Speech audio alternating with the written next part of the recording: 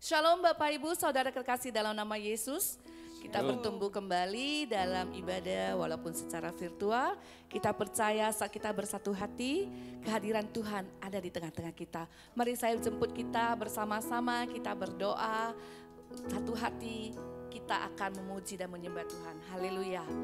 Bapa, kami mengucap syukur Tuhan kepadamu ya Bapa, atas anugerah-Mu dan perlindungan-Mu Tuhan sepanjang minggu ini Bapa. Dan kami boleh merasakan betapa baiknya Engkau Tuhan dan campur tangan-Mu dalam setiap kehidupan kami ya Bapa.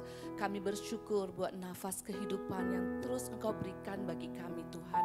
Bapa, di hari ini Tuhan, kami mau datang ke hadapan-Mu ya Tuhan, membawa hati kami untuk menyembah Engkau, memuji Engkau dan bersorak bagi nama-Mu ya Bapa.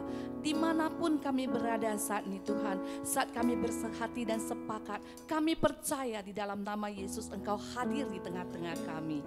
Roh Kudus, Engkau pimpin setiap kami di dalam nama Yesus Kristus. Kita semua yang siap bersama-sama kita katakan amin. Begitu besarnya kasih Tuhan bagi kita. Mari saya jemput kita bangkit berdiri bersama-sama. Kita mau menyelami betapa besar kasihnya Tuhan. Haleluya. Amen.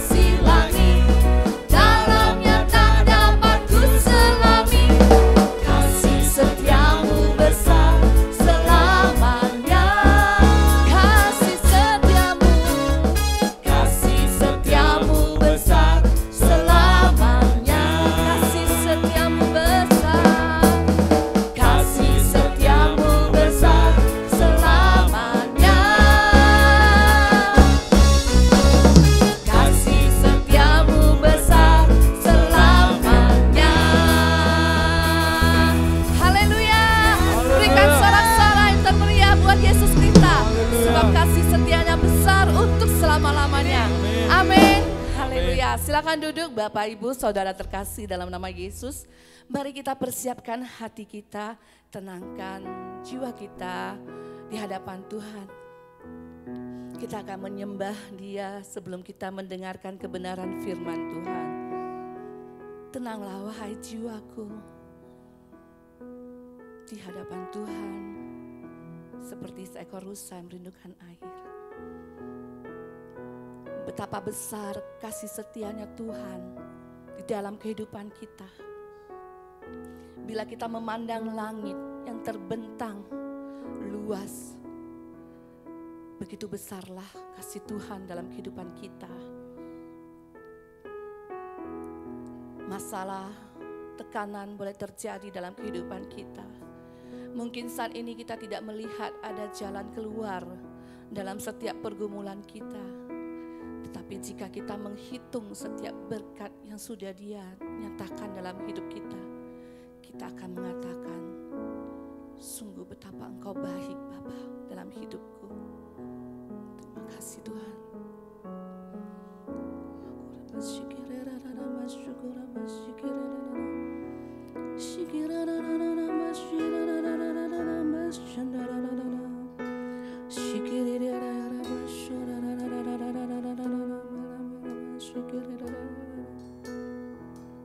Haleluya. Thank you Lord Jesus. Terima kasih Tuhan. Engkaulah jalan yang sempurna, janji-Mu murni bagai emas perak, perisai perlindungan keselamatanku. Engkaulah jalan kebenaran, dalam kasih-Mu ada kehidupan, penolong yang setia di dalam kesesakan,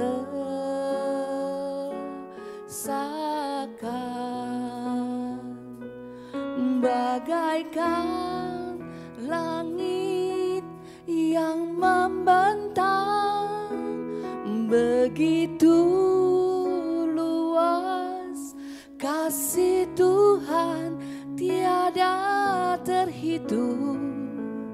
Pertolongan-Mu dalam hidupku,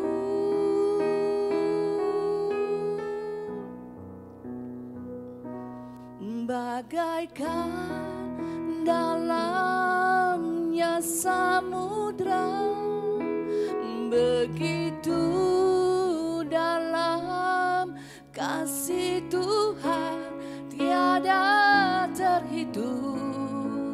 Kesetiaan-Mu dalam hidupku. Mari kita angkat pujian ini bersama-sama, katakan Engkaulah jalan,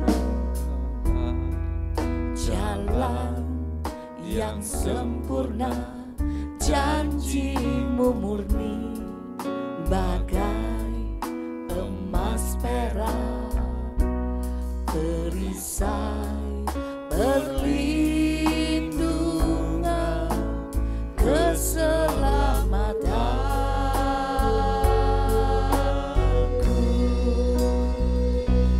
Engkaulah jalan kebenaran, dalam kasih-Mu ada kehidupan, penolong yang setia di dalam kesesakan,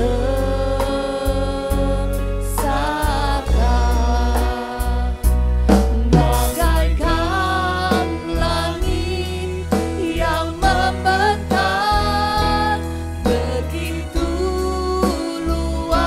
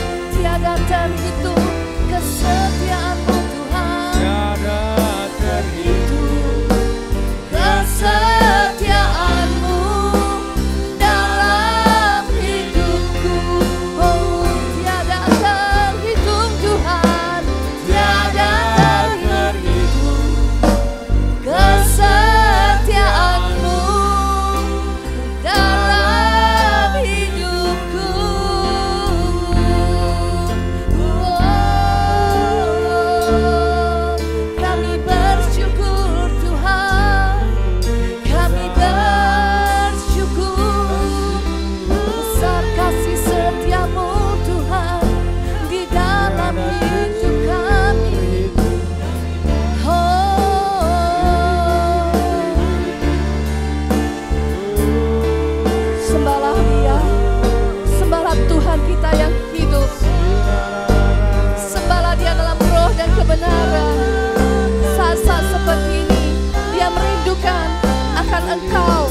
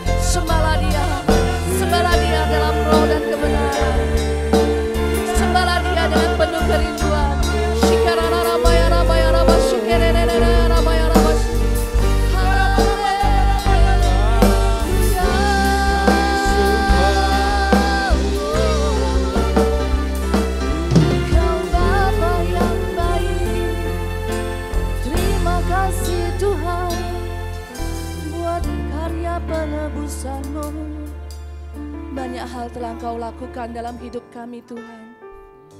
Banyak kejadian-kejadian ajaib yang Kau nyatakan dalam kehidupan kami.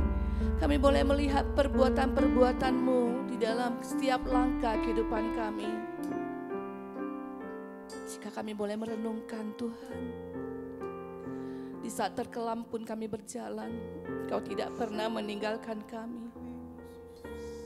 Sekalipun ada kalanya kami mungkin hampir melupakan Engkau Tuhan, hampir berpaling daripada jalan-jalan-Mu, tetapi Engkau Allah yang setia. Kau tak pernah meninggalkan kami. Tangan kanan-Mu senantiasa menggenggam kami, bahkan Engkau menggendong kami Tuhan, melewati setiap masa kelam dalam hidup kami. Hari ini Tuhan, baik atau tidak baik keadaan kami mau katakan, Kau tetap baik Tuhan. Terima kasih Tuhan. Haleluya.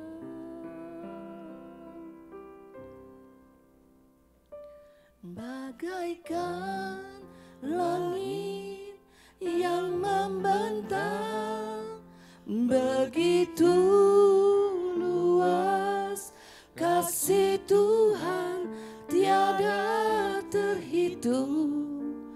Pertolongan-Mu dalam hidupku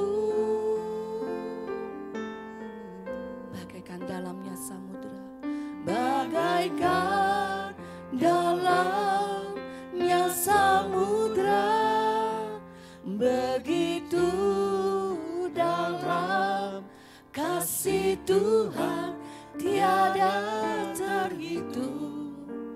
Kesetiaan-Mu dalam hidupku bagaikan langit yang membentang. Mari kami persilakan hamba Tuhan untuk menyampaikan kebenaran firman Tuhan.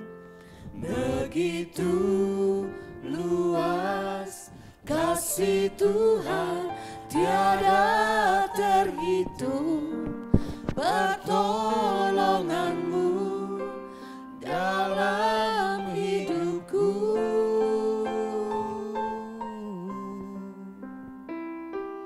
bagaikan dalamnya samudra, begitu makasih Tuhan Yesus. Dalam kasih Tuhan tiada terhitung. Kesetiaan-Mu dalam hidupku tiada terhitung. Kesetiaan-Mu dalam terhitung.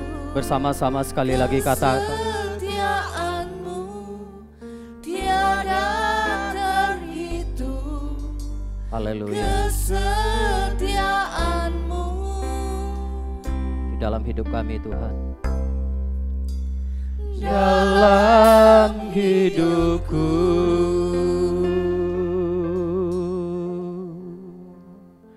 Benar Tuhan. Sungguh terlalu luas, terlalu dalam kasih-Mu di dalam kehidupan kami. Sungguh kami tidak dapat melukiskan akan kasih yang kami terima daripada Engkau. Bahkan air samudra menjadi tintanya dan cakrawala menjadi kertasnya tidak akan bisa memuat akan kasih-Mu Tuhan. Dan sungguh Bapa, kami tidak akan pernah sanggup menghitung akan kemurahan Tuhan dalam hidup kami. Kami tidak akan pernah mampu menghitung kesetiaan-Mu, pertolongan-Mu, sebab terlalu besar jumlahnya Tuhan. Kami hanya bisa mengucap syukur dan selalu bersyukur kepada-Mu. Sebab kami tahu penyertaan-Mu atas seluruh kehidupan kami demikian sempurnanya Tuhan. Meskipun kami menghadapi masa-masa sukar, tantangan, tekanan, tapi kami percaya Tuhan, semuanya itu tidak lebih besar daripada Engkau Bapa. Dan kami bersyukur untuk hari ini, kembali kami boleh mendapat anugerah Tuhan untuk bisa beribadah. Untuk kami boleh bersama-sama memuji dan menyembah Engkau Tuhan. Dan sebentar kami juga akan persiapkan hati kami, hidup kami, pikiran kami bagi firman-Mu. Engkau yang mengurapi kami pribadi lepas pribadi dan urapi hamba-Mu Tuhan. Biarlah kebenaran-Mu itu ya Bapa yang akan mengubahkan kami, membaharui kami Tuhan hari lepas sehari.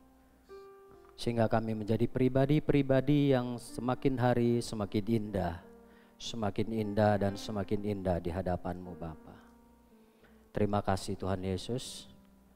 Ini doa kami, berfirmanlah Engkau, dan hanya di dalam nama Tuhan Yesus Kristus kami akan sambut firman-Mu dengan ucapan syukur dan terima kasih.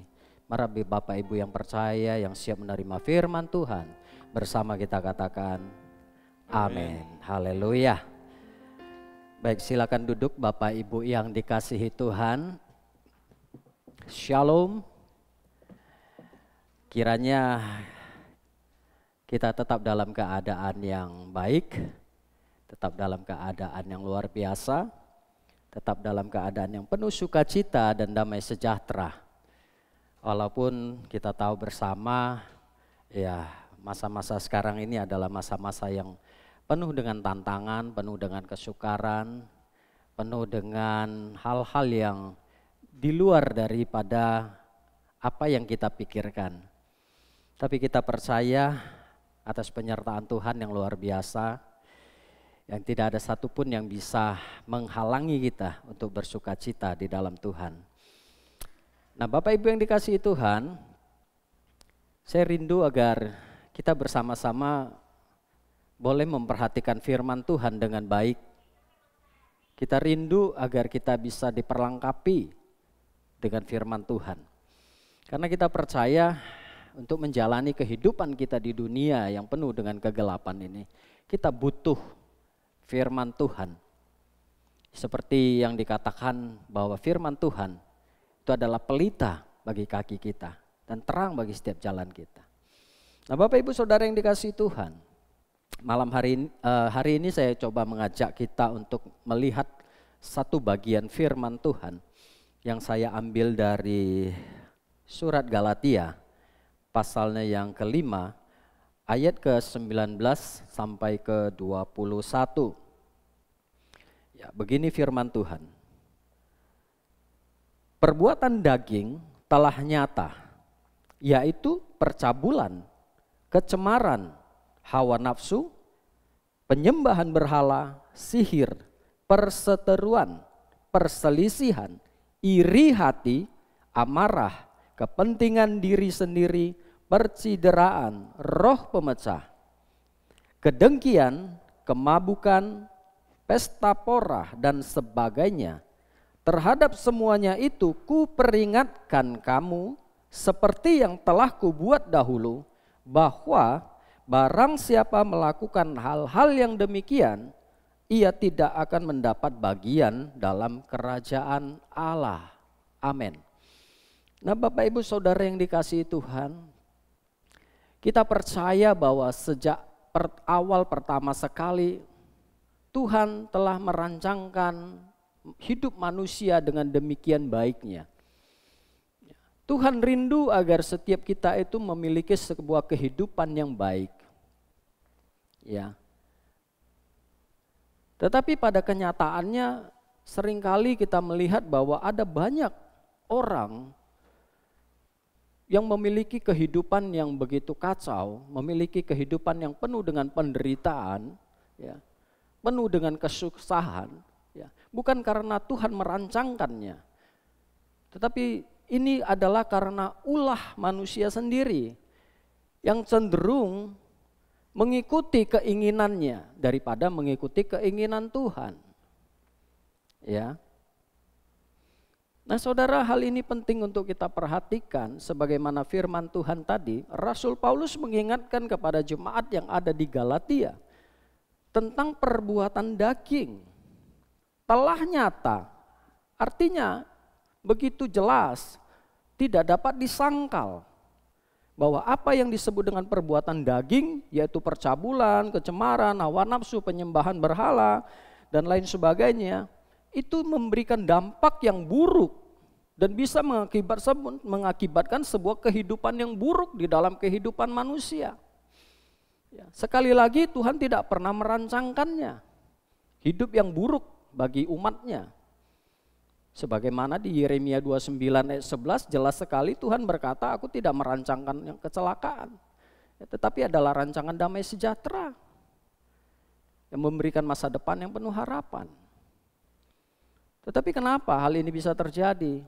Ya, sebab itu saya katakan seperti yang tadi, bahwa manusia itu yang mengakibatkan kehidupan buruk yang dia jalani.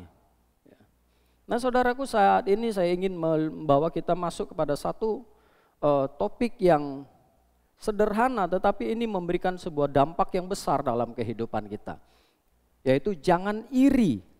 Ya. Kenapa? Ini hal yang sangat penting sekali, karena iri hati itu adalah sesuatu yang bermain secara sembunyi atau dengan senyap. Ya. Bahkan terkadang kita tidak menyadari bahwa hidup kita itu atau diri kita itu atau hati kita itu telah ada rasa iri terhadap orang lain. Ya. Kalau di percabulan, kecemaran, hawa nafsu dan lain sebagainya itu jelas terlihat dan kita bisa tahu. Tetapi iri hati ini bermain di dalam sunyi senyap. Bahkan terkadang kita tidak sadar bahwa kita telah iri terhadap orang lain. Dan ini ternyata memberikan sebuah dampak yang buruk di dalam kehidupan kita maupun orang lain. Ya. Sehingga dengan tegas sekali, dengan keras sekali, dengan jelas sekali, Rasul Paulus mengingatkan kepada jemaat yang ada di Galatia tentang perbuatan daging. Yang dimana diakhiri dengan sebuah pernyataan bahwa siapa atau barang siapa yang melakukan perbuatan daging ini, yang disebut tadi penyembahan berhala, percabulan, lain sebagainya, dan iri hati ini, dikatakan apa? Tidak akan mendapat bagian dalam kerajaan Allah. Nah, ini tidak main-main Bapak Ibu Saudaraku. Jangan orang berpikir, iri hati kan sesuatu hal yang sepele. Ya. Saya tidak membunuh, saya tidak mencuri, ya. Saya tidak menyakiti orang. Tetapi ternyata iri hati ini salah satu perbuatan yang akan membawa kita menjauh dari kerajaan Allah. Ya. Nah, kita perhatikan di sini ada 3 bagian yang penting untuk kita perhatikan. Namun sebelum kita masuk kepada poinnya, saya ingin membawa kita memahami definisi daripada iri hati. Ya. Iri hati atau yang sering kita kenal juga dengan sebutan dengki, ya, di dalam bahasa Inggrisnya disebut envy. Kalau dalam bahasa Latin disebut invidia. Itu apa? Itu adalah sebuah kondisi emosional seseorang yang timbul akibat melihat orang lain itu lebih sukses, lebih unggul, lebih pintar, lebih bahagia, ya, lebih disayangi, lebih diperhatikan. Sehingga timbul sebuah emosional. Nah, itu yang disebut dengan iri hati. Dia tidak bisa melihat orang lain itu lebih unggul daripada dirinya. Atau dia tidak bisa melihat dirinya itu lebih rendah atau lebih terbelakang, lebih lemah daripada orang lain. Ya, dengan sederhananya, dengan simpelnya, saya simpulkan bahwa orang iri hati itu adalah orang yang tidak puas dengan dirinya sendiri, dengan hidupnya sendiri, dan juga tidak puas dengan diri orang lain dan hidup orang lain. Ya. Dan ada sebuah istilah ini menarik sekali. Dikatakan senang lihat orang lain susah, susah lihat orang lain senang. Ya. Boleh kita katakan demikian, kalau ada iri di dalam hati kita, maka kita akan merasa senang ketika orang lain hidupnya susah. Tapi kita susah, kita menderita ketika melihat saudara kita, orang lain kita, teman dan lain sebagainya itu hidup dalam kesenangan. Itu berarti dalam diri kita sudah ada yang namanya iri hati. Nah, hati-hati saudaraku, ini penting sekali. Sehingga Paulus tidak main-main berkata bahwa orang yang demikian yang melakukan perbuatan daging yang salah satunya adalah iri hati tidak akan masuk ke dalam atau tidak dapat bagian dalam kerajaan Allah. Nah, kerajaan Allah ini bukan hanya berbicara sorga, ya, tetapi kondisi kehidupan kita selama ada di dunia ini. Ya. Di mana ada damai sejahtera, di mana ada sukacita, ya, di mana ada kebahagiaan, itu adalah sorga kita di dunia. Ya, itu adalah kerajaan Allah di dunia. Nah, saudaraku, kita melihat yang pertama, ya. Mengapa orang bisa, ya, cenderung terjebak ke dalam iri hati ini, ya? Nah, kenapa berbahaya sekali? Kenapa bisa memberikan sebuah dampak yang buruk baik kepada hidup kita maupun kepada hidup orang lain? Ya. Kita melihat di dalam Yakobus pasal yang ketiga ayat ke-16. Ya. Ini menjadi salah satu alasan kenapa kita tidak boleh hidup di dalam kondisi hati yang dipenuhi dengan iri kepada orang lain. Ya. Yakobus 3 pasal 16 berkata demikian, sebab di mana ada iri hati dan mementingkan diri sendiri, di situ ada kekacauan dan segala macam perbuatan jahat. Ya. Kita tahu Paulus sebelum dia bertobat, sebelum dia menjadi ciptaan yang baru di dalam Kristus Yesus, dia adalah seorang yang bernama Saulus dan kerjaannya adalah membuat kekacauan, membuat perbuatan jahat kepada pengikut-pengikut Kristus. Ya. Dia menganiaya, dia menangkap, dia membunuh, dia membuat kekacauan, ya, terhadap pengikut-pengikut Kristus. Seperti yang dikatakannya sebelum dia berkata di ayatnya yang ke-21 tadi, ya, sebelum barang siapa yang melakukan hal demikian ya tidak akan mendapat bagian dalam kerajaan Allah. Kita lihat di situ dia ada di tanda strip, seperti yang telah kubuat dahulu. Ya, berarti Rasul Paulus mengingatkan jemaat yang ada di Galatia bahwa dia dulu juga melakukan perbuatan daging ini. Ya. Dia juga hidup di dalam kedengkian, dia hidup di dalam kepentingan sendiri, dia hidup di dalam amarah, dia hidup di dalam perseteruan, dia hidup di dalam percabulan, percidiraan dan lain sebagainya. Sehingga dia bisa mengingatkan, dulu saya juga melakukan demikian. Yakobus 3 ayat 16 sangat jelas berkata bahwa di mana ada iri hati atau di mana ada orang yang iri hati, di situ pasti ada kekacauan dan perbuatan-perbuatan jahat, saudaraku. Kita melihat ada beberapa kasus di dalam Alkitab yang saya ambil di dalam kitab Perjanjian Lama. Ya. Kita tahu sejak awal ketika Kain dan Habel, di situ awal mulanya timbul iri hati. Ketika persembahan Habel diindahkan oleh Tuhan, Kain apa? Dikatakan iri. Sehingga Tuhan berkata, apakah engkau marah ketika engkau berbuat sesuatu yang baik? Berarti persembahan Kain ini juga baik sebenarnya di hadapan Tuhan. Tetapi dia iri, dia marah. Kenapa Habel diindahkan? Kenapa persembahan Habel diterima? Dan apa akibatnya ketika Kain iri kepada Habel, saudaraku? Kita sudah tahu bersama bahwa Kain mengajak Habel dan membunuhnya. Perbuatan jahat. Itu bahayanya yang namanya iri hati. Itu contoh salah satunya. Kemudian kita tahu juga Raja Saul. Ketika Raja Saul mengangkat Daud sebagai panglima perangnya, ketika dia tahu Daud memiliki kekuatan daripada Tuhan ketika dia mengalahkan Goliat. Tapi pada satu seketika ketika Daud pulang dari berperang dengan membawa kemenangan, keluar yang namanya gadis-gadis dari rumah, ya dari daerah mereka, dan mereka menari, menyanyi dan berkata, ya, Saul mengalahkan beribu-ribu, tetapi Daud mengalahkan apa? Berlaksa-laksa. Sejak saat itu, saudaraku, Saul itu menaruh iri hati kepada Daud. Kenapa Daud lebih dipuji? Kenapa Daud lebih dieluk-elukan? Padahal saya raja. Jangan-jangan nanti Daud akan merebut kerajaan dari saya. Itu yang ada di dalam pikiran daripada Saul dan di dalam hatinya. Sehingga apa? Timbul yang namanya iri hati. Dan apa yang terjadi?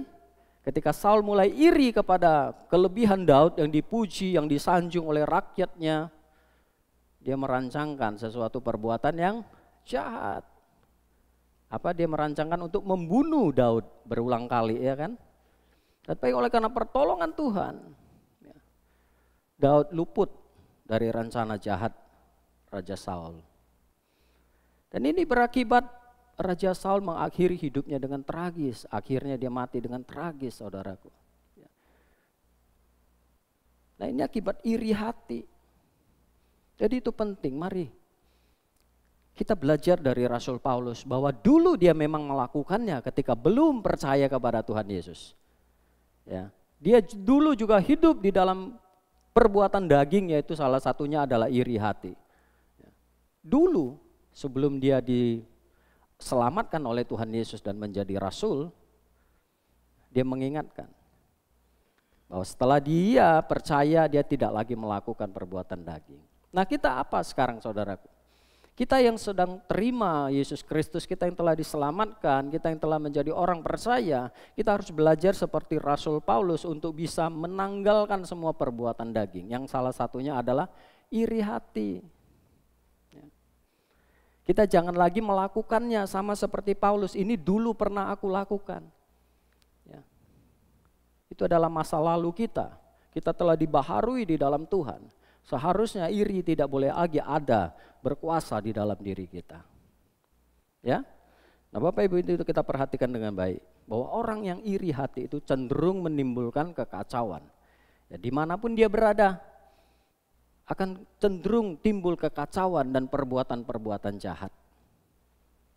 Nah, itu yang pertama, kenapa iri hati ini begitu penting untuk kita perhatikan. Jangan sampai berkuasa di dalam diri kita. Yang kedua, Bapak Ibu Saudara kita perhatikan dengan baik. Bahwa orang yang iri hati, hidupnya tidak akan pernah merasakan damai sejahtera. Tuhan sedang menyediakan damai sejahtera. Tetapi jika kita tidak memberikan hati kita untuk damai sejahtera itu, dengan kata lain kita masih ada iri hati, maka kita tidak akan pernah bisa menerima yang namanya damai sejahtera. Ya.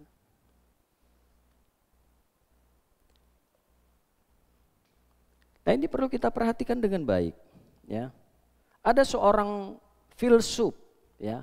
Filsuf, dia seorang peraih Nobel yang bernama Bertrand Russell. Ya. Bertrand Russell, dia berkata demikian. Iri hati adalah salah satu penyebab utama ketidakbahagiaan. Dengan sederhananya, kita tidak akan bisa bahagia selama di dalam diri kita itu ada yang namanya iri hati. Seorang filsuf bernama Bertrand Russell, seorang peraih hadiah Nobel, dia berkata dengan jelas, penyebab utama orang tidak bahagia oleh karena iri.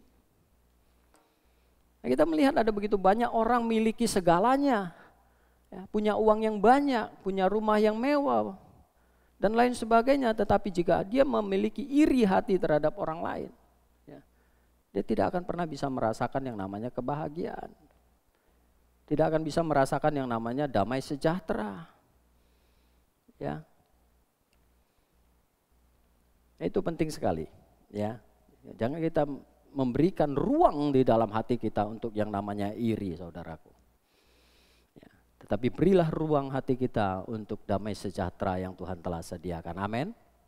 Haleluya. Ya. Nah, sekarang bagaimana, saudaraku? Pertanyaannya, bagaimana sih kita bisa mengatasi, bagaimana kita bisa merawat hati kita untuk tidak menjadi tempat bagi yang namanya iri. Nah, saudara, mungkin Anda pernah punya tas, ya. Saya percaya kita semuanya pasti punya tas, apalagi kaum wanita atau kaum ibu, ya kan. Tasnya nggak cukup satu, saudara. Ya kan? Nah, seringkali mungkin kita tidak perhatikan di dalam tas itu isinya apa aja. Tetapi pada suatu saat mungkin kita bongkar tas itu. Dan mungkin kita bisa terkaget juga sendiri dengan isi tas kita. Kenapa? Karena ternyata tas itu ada yang namanya isinya bekas tiket promo, ya.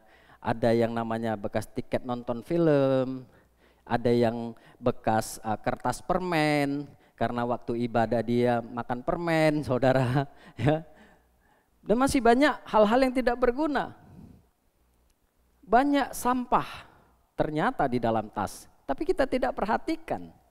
Kita lupa untuk membuangnya. Sehingga kapasitas untuk barang-barang yang berharga itu menjadi berkurang. Ya kan? Nah, yang penting apa? Supaya kita bisa mengatasinya, kita harus buang, saudara. Kita harus keluarkan hal-hal yang buruk itu, yaitu perbuatan daging dalam diri kita. Yang salah satunya adalah iri tadi. Ini cara kita mengatasi, seperti tas tadi. Dia akan dimuat oleh barang-barang yang berguna. Ketika barang-barang yang tidak berguna tadi atau sampah itu boleh dikeluarkan terlebih dahulu. Ya. Nah, firman Tuhan Alkitab menyamakan hati kita itu dengan perbendaharaan. Apa artinya perbendaharaan? Itu adalah tempat untuk menyimpan sesuatu. Ya. Di dalam Lukas pasal 6 ayat 45 itu, hati manusia itu seperti perbendaharaan. Bahwa yang keluar dari perbendaharaan yang baik itu adalah hal-hal yang baik. Ketika keluar hal-hal yang tidak baik itu perbendaharaannya berarti adalah menyimpan hal-hal yang tidak baik. Nah, seperti itu. Jadi perlu, jangan biarkan hati kita menjadi tempat sampah. Tapi menjadi tempat yang hal-hal yang baik, hal-hal yang bermanfaat. Ya. Nah, itu penting sekali. Dan yang kita melihat kembali, ya, yang pertama tadi bahwa kita harus mengisi hati kita dengan hal-hal yang baik. Kita membuang hal-hal yang buruk. Hal-hal yang baik itu apa? Sederhana sekali, firman Tuhan. Itu adalah hal yang terbaik yang dapat kita isi di dalam hati kita. Sebab itu kenapa hamba-hamba Tuhan seringkali gembala-gembala sidang mengingatkan kita untuk baca firman Tuhan setiap hari. Sehingga hati kita tidak punya lagi ruang untuk hal-hal yang buruk. Karena telah dipenuhi dengan hal-hal yang baik, yaitu firman Tuhan. Kita tidak lagi dipenuhi dengan iri hati, dengki, amarah, dan lain sebagainya. Tapi hidup kita, hati kita dipenuhi dengan firman Tuhan. Ya. Tidak ada lagi tempat untuk sampah, saudara. Ya. Nah itu yang pertama. Yang kedua, bagaimana kita bisa mengatasi ya untuk hati yang bersih daripada iri hati. Yaitu kita belajar untuk mengucap syukur dalam segala hal. Ya. Saya mau katakan dengan sederhana, orang yang tidak bisa mengucap syukur atas segala sesuatu dalam kehidupannya, maka dia adalah orang yang akan cenderung kepada yang namanya iri. Dia tidak bisa bersyukur. Dia selalu melihat orang lain. Ini penting, kenapa? Karena di dalam 1 Tesalonika pasal 5 ayat 18 juga sudah jelas sekali mengajarkan kepada kita mengucap syukurlah dalam segala hal. Sebab itulah yang dikehendaki Allah di dalam Kristus Yesus bagi kamu. Ya. Bahkan saudaraku, Alkitab mengajarkan kita bukan hanya kita bersyukur untuk keadaan kita. Bukan hanya kita tidak iri juga kepada keberhasilan orang lain, kesuksesan orang lain. Tetapi bahkan kepada orang-orang yang melakukan berbuat curang di dalam kitab Mazmur. Jangan kita iri kepada orang yang curang. Jangan kita iri orang yang melakukan kelaliman, itu di dalam Amsal. Jangan kita iri kepada orang yang berdosa. Jangan kita iri kepada orang jahat, jangan kita iri kepada orang fasik.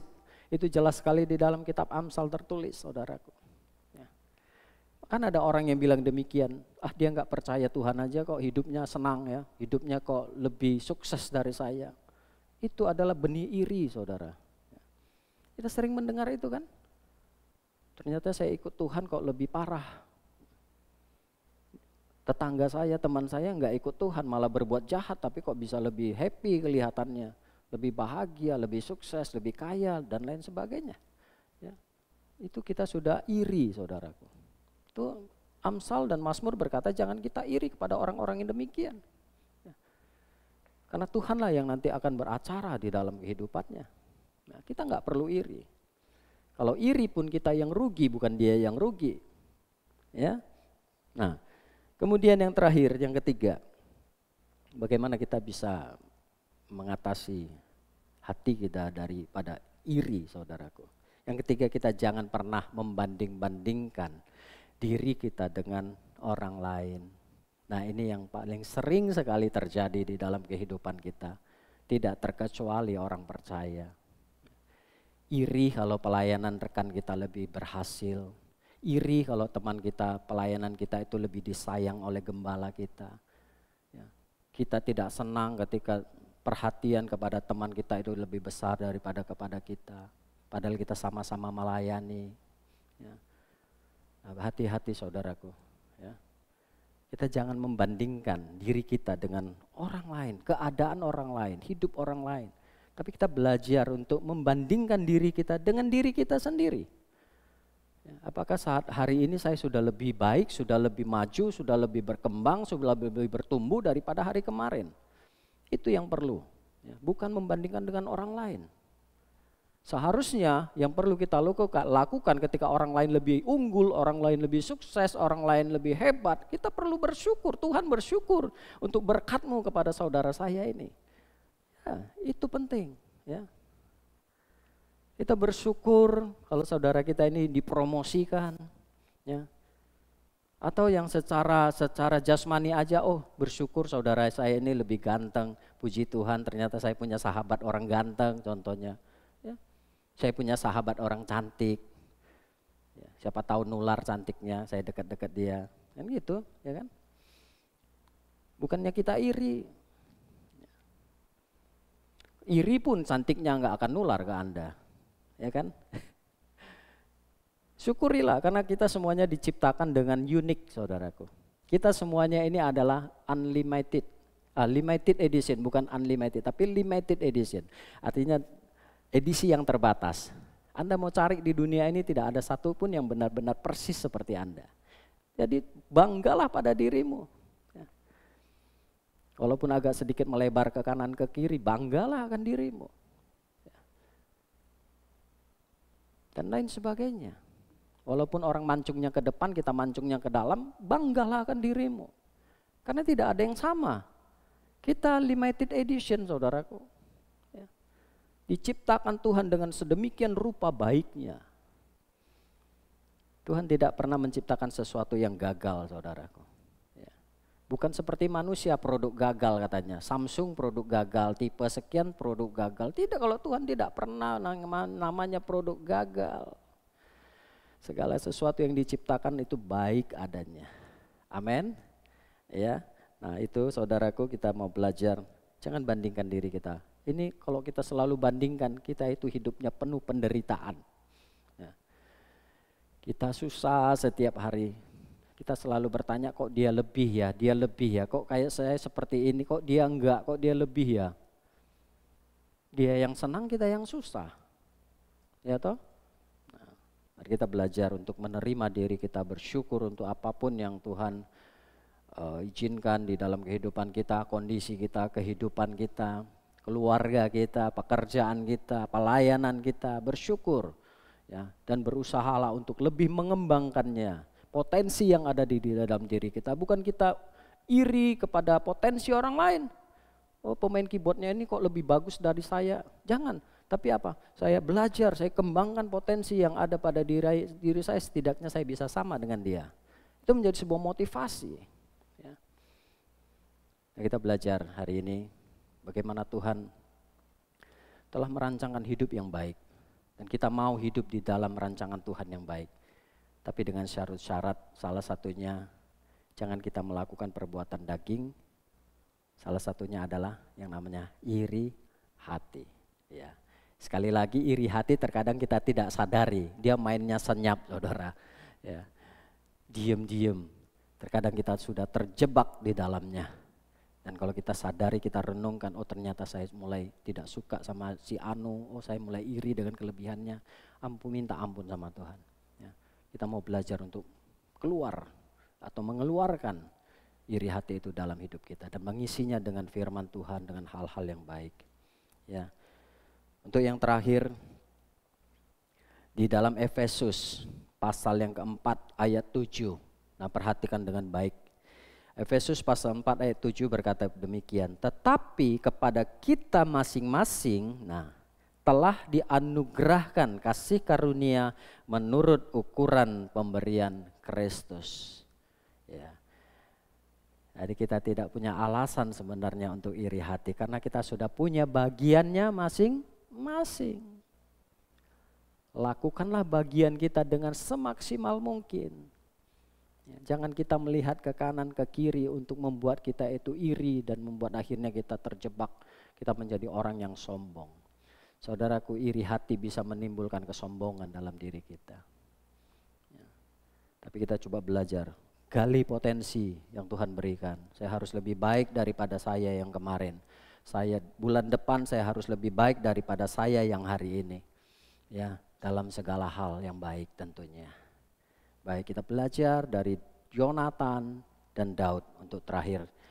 Kita tahu Yonatan ketika dia berbicara dengan Daud, dia tertaut hatinya, dia mengasihi Daud. Berbeda dengan ayahnya Saul.